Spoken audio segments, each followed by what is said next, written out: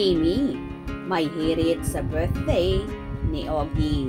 Sana, one day, meron din akong ganon. I've seen a lot of change, been through a lot of pain. Some things are not the same as they were a year ago, but all will be okay. I move on each and every day. The past. Sa afternoon show na It's Showtime, ay nahingan nga ng birthday messages ang mga host ng naturang show sa naging birthday ng singer-composer na si Ogie Alcacid.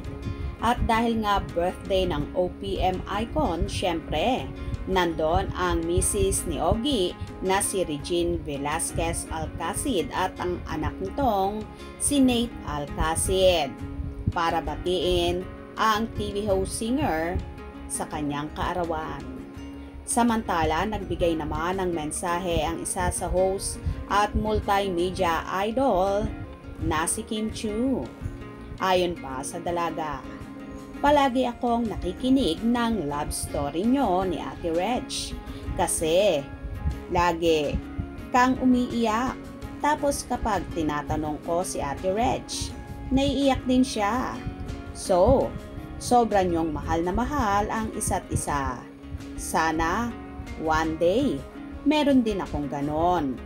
Hindi ko naman birthday kung saan nagsigawan ang mga co-host at madlang people sa sinasabing yon ni Kimi na tila nananalangin na magkaroon ng partner na kagaya ni Ogie Alcacid. May pahahabol pa si Kim na sinali ang sarili.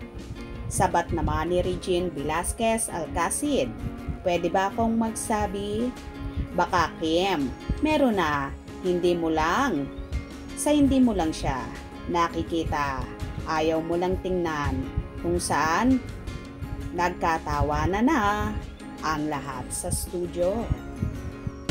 Nakikinig ng love story ko ni Ate Reg kasi lagi ka umiiyak. Tapos tinatanong ko naman si Ate Reg, naiiyak din siya. Sobrang yung mahal na mahal yung isa't isa. Sana one day meron din ako doon. Sinabi yung sarili. Yes sir, di ba nakapagsabi? Baka Kim meron na hindi mo lang. At yun siya hindi mo nakikita, ayaw mo lang tingnan. Ganito nga tinitingala at hinahangaan ni Kimi ang samahan ng mag-asawang sina Ogie Alcacid at Regine Velasquez Alcacid na until now ay magkasama pa rin for better or worse.